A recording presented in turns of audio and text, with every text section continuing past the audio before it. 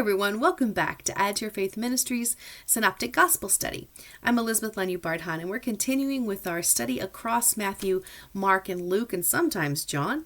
Today we are looking in the three Gospels at Jesus continuing his conversation with the disciples after, in last week we saw him rebuking Peter for trying to convince Jesus that he didn't have to die on the cross and come back to life.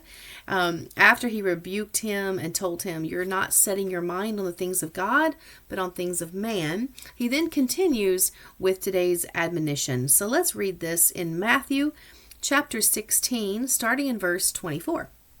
Then Jesus told his disciples, if anyone would come after me, let him deny himself and take up his cross and follow me. For whoever would save his life will lose it, but whoever loses his life for my sake will find it. For what will it profit a man if he gains the whole world and forfeits his soul? Or what shall a man give in return for his soul? For the Son of Man is going to come with his angels in the glory of his Father, and then he will repay each person according to what he has done.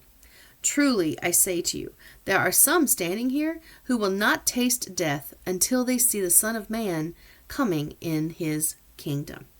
Okay, so this passage I think is so significant for the Christian life and understanding what it means to follow Christ, to come after Christ. But it's also really significant for all of us to understand more about the kingdom of heaven as well as the second coming of Jesus Christ. Now, the Mark and Luke passages are almost word for word with this one. There's no additional information that's given in those, so we're just going to stick with the Matthew passage today, but you can read those on your own if you want. That's Mark chapter 8, verses 34 until the end of chapter 8 and continuing to chapter 9, verse 1. So Mark 8, chapter 8, verses 34 to chapter 9, verse 1. And then in Luke, it's chapter 9, verses 23 to 27. And that'll be those synoptic passages. There is nothing in John for this, as is rather usual. Now, I want to read the same passage in a different Bible. This is the, what's it called? Just a second. Okay, so as I was saying, this is the Message. Now, I usually do not refer to the Message because it is such a loose translation in the sense that the way it is translated is to convey what the translator felt was the original meaning in very colloquial expression to try to make it more relatable to younger people. But in that, there's a lot of the scriptural translation that's lost. However, as a devotional book read alongside scripture, I think it can have an interesting perspective sometimes to make us kind of think about the passage in a different way.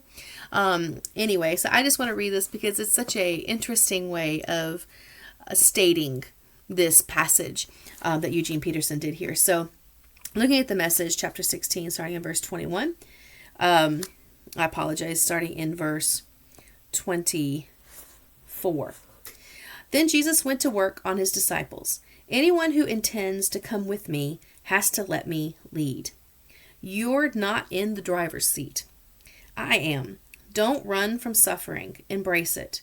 Follow me and I'll show you how. Self-help is no help at all. Self-sacrifice is the way, my way, to finding yourself, your true self. What kind of deal is it to get everything you want but lose yourself? What could you ever trade your soul for? Don't be in such a hurry to go into business for yourself. Before you know it, the Son of Man will arrive with all the splendor of his Father, accompanied by an army of angels. You'll get everything you have coming to you, a personal gift.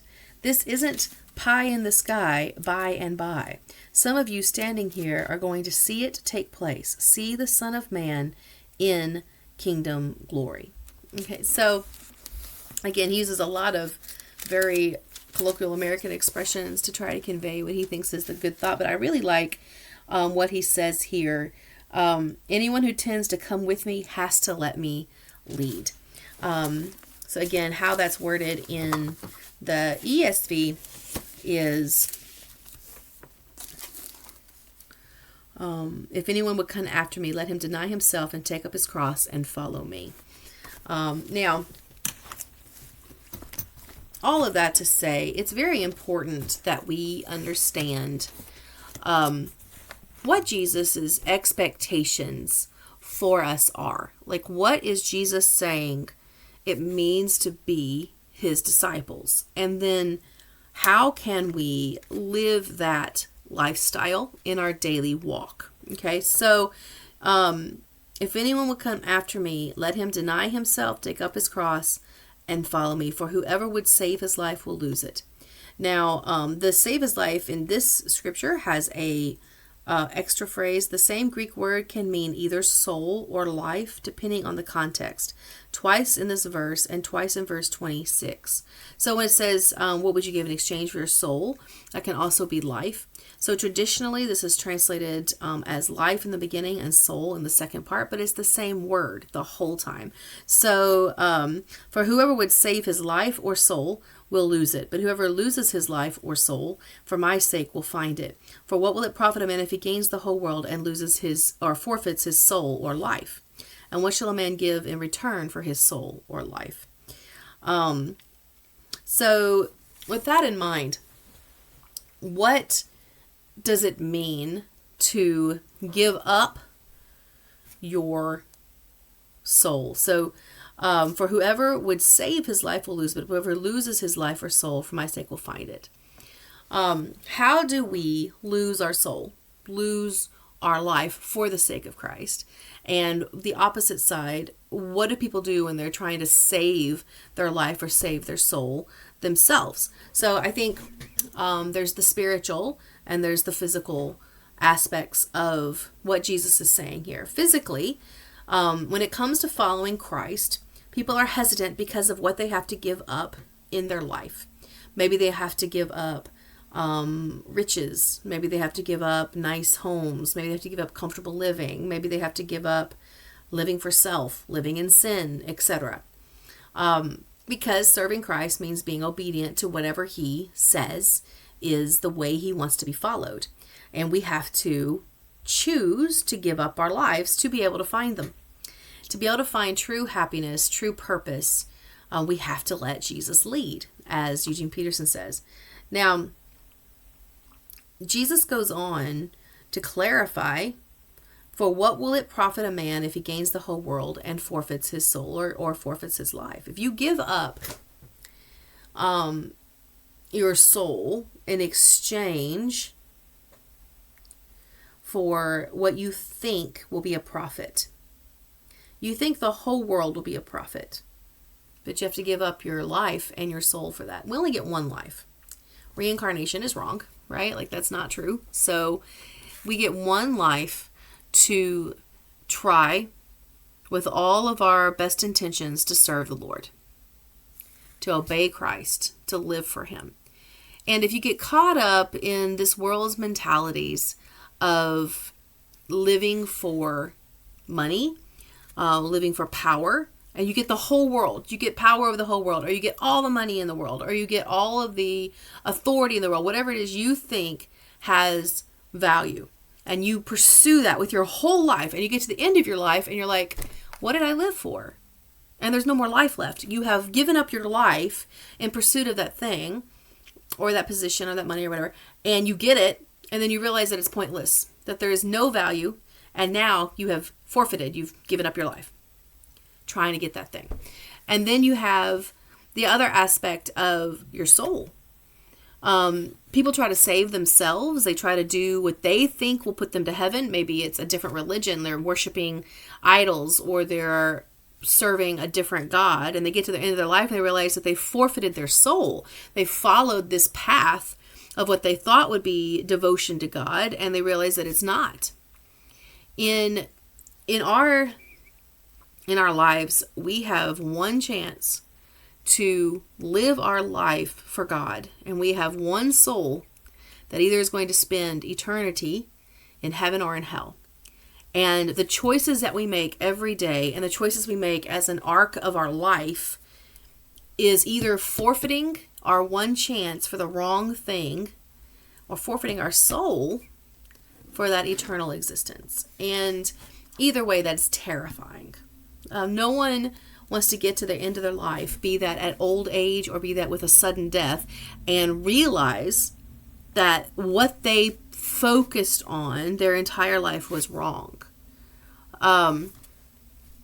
It's like if you're playing a game trying to win and you get to the end of the game and realized you're playing it wrong.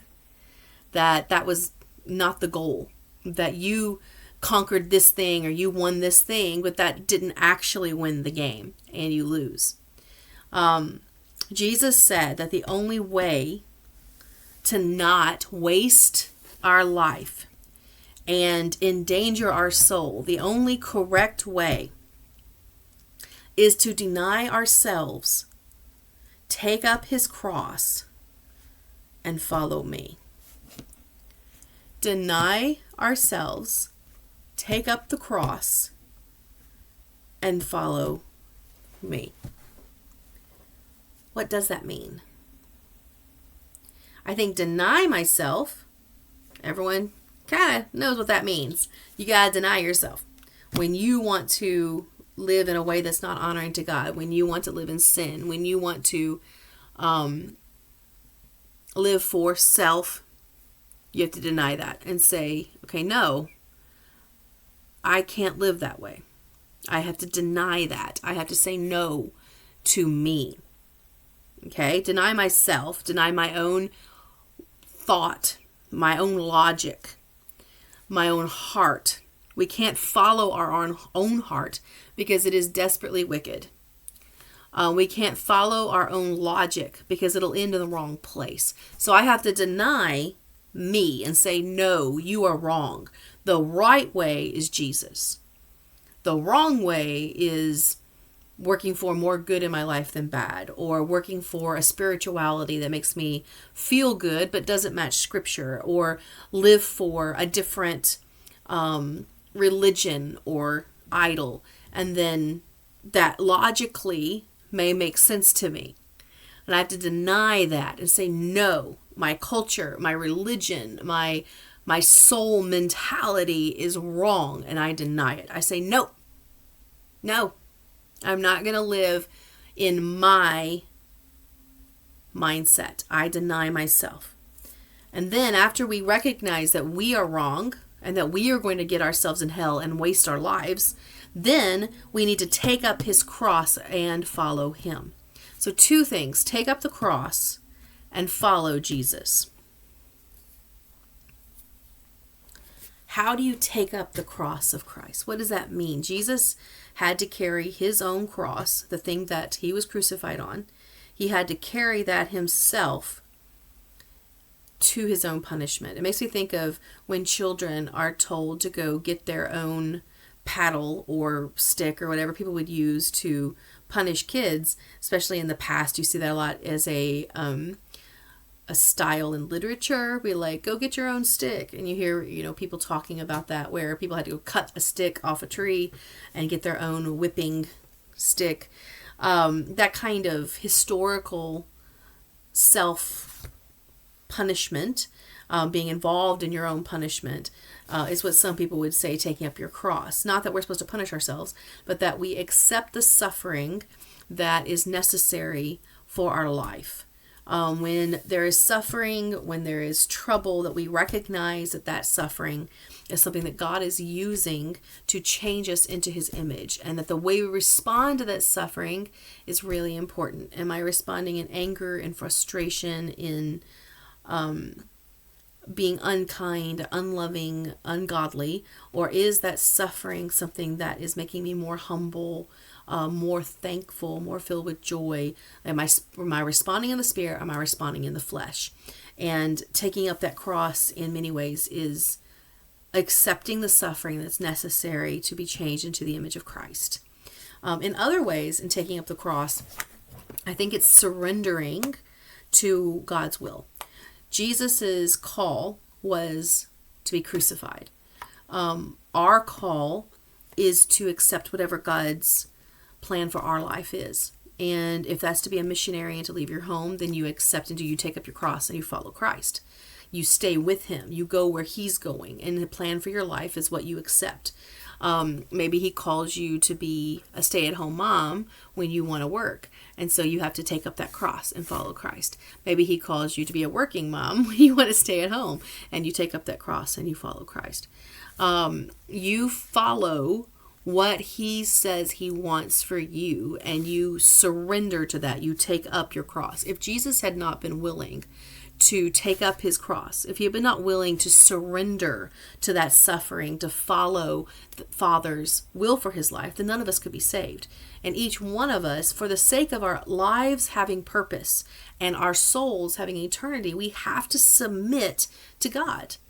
We have to surrender ourselves, denying our way of what we think is a good life and salvation, and accepting what Jesus says is a good life and salvation for our soul. Now, the action of suffering and taking up the cross does not save us, but it does give us the right life and living for the purpose that we're supposed to be living for, while following Christ, which first has to start with a salvation commitment of receiving Jesus as our Lord and Savior. That part is what's getting our soul in the right place. Now, there's a lot more than just escaping hell. Having our soul not be lost is to have soul that has treasure in heaven and that has a preparation for the kingdom of God, which is what Jesus continues to talk about in this passage. Because he says, "For what will it profit a man if he gains the whole world and forfeits his soul? Or what shall a man give in return for his soul? For the Son of Man is going to come with his angels in the glory of his Father, and then he will repay each person according to what he has done. Truly I say to you, there are some standing here who will not taste death until they see the Son of Man coming in his kingdom." So when it says, what shall a man give in return for his soul? It's like, what can you pay to get your soul back? Once you lose it, you've lost it. And there's nothing that you have to barter with God and say, oh, look, here's my good deeds, or here's my humanitarian effort, or here's my donations, or here's whatever. There's nothing that we can offer to Jesus to try to buy our souls back once it's too late. We have one chance, one life to live for God. We have one lifetime, however long it is for each person, to be able to have our souls purchased by the blood of Christ. And there is nothing else except surrendering to that redemptive act that can pay for our souls. And there is nothing that we can offer except the blood of Jesus. So Jesus is saying, when I come back, for the Son of Man is going to come with his angels in the glory of his Father, and then he will repay each person according to what he has done. Living our lives, taking up the cross, surrendering to God's plan for our life, following Jesus, living our life in the will of God, in the path that Jesus gives for us. In the end, he is going to repay each person according to what he has done.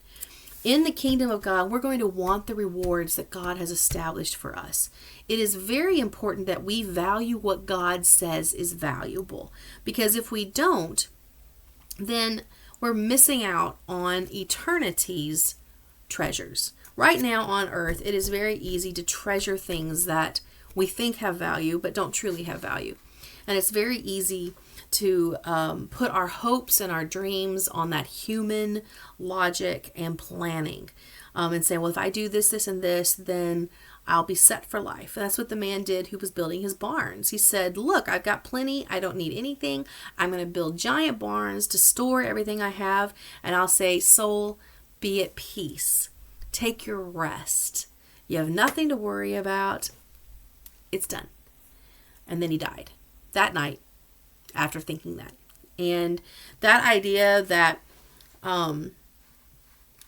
we cannot in any way truly make ourselves safe or secure or at peace in the world's mindset of get enough goods, gather enough money, get a good enough house, plan out your retirement, and then you can be at peace and rest. Instead, we have to value not a good retirement, good homes, good money, good job. Instead, we need to value laying up treasure in heaven, because that's the eternal treasure. And that's what Jesus is going to be giving us when he comes back with his angels and gives to each according to how he's lived. Then we have our permanent retirement in heaven. That is important. And we don't fully understand what that means, what that treasure is, what it looks like. But we do know that Jesus said that that's important and that we need that. And so living his life and living his lifestyle, what he wants for us, is very, very important. Now, it's interesting when we look at verse 28. Truly I say to you, there are some standing here who will not taste death until they see the Son of Man coming in his kingdom. Now, this passage is really debated because people don't understand what Jesus was saying, because he said to his disciples, you're not going to taste death until you see me coming. And that assumption is that he's talking about when he comes back with the angels in glory with the Father.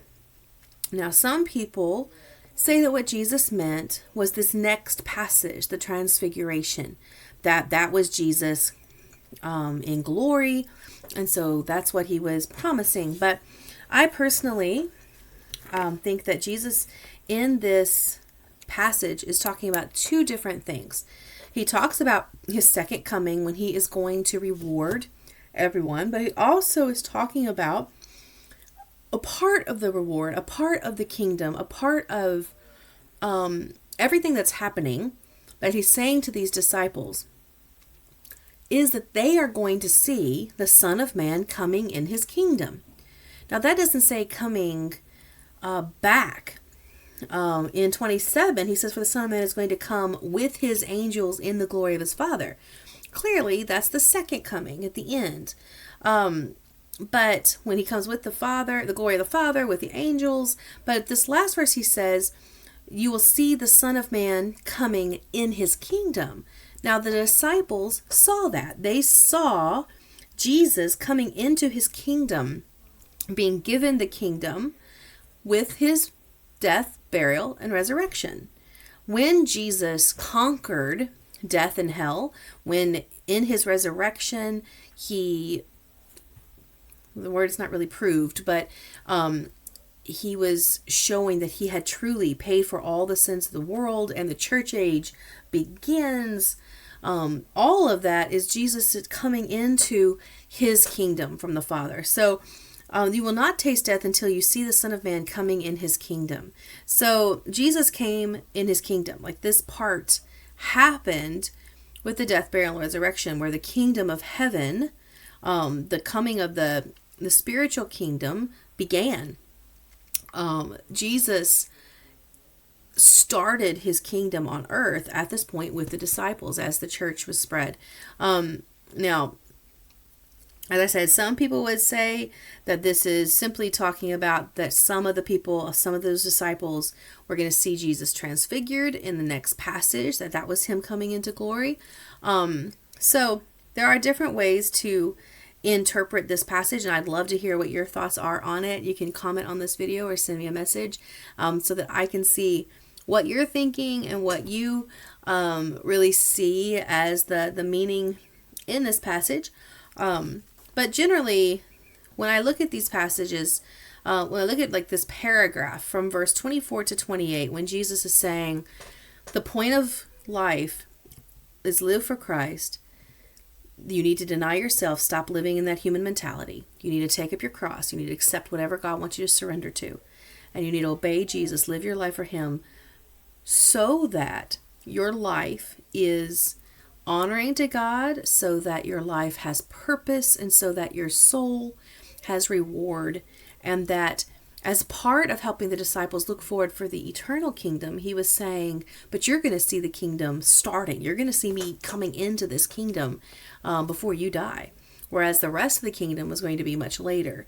But again, however you interpret that part, I think it's really important for us to get that main concept that we need to take up our cross and follow him, because otherwise our life can be lived, the whole thing, without purpose, and our soul will have no reward. And of course, a soul without Jesus will end up in hell. But even a soul with Jesus that's been lived without purpose will have no reward, which is very sad. So let's pray that God can help us truly understand this and live our lives for Him. Thank you, and I look forward to seeing you next week. Bye.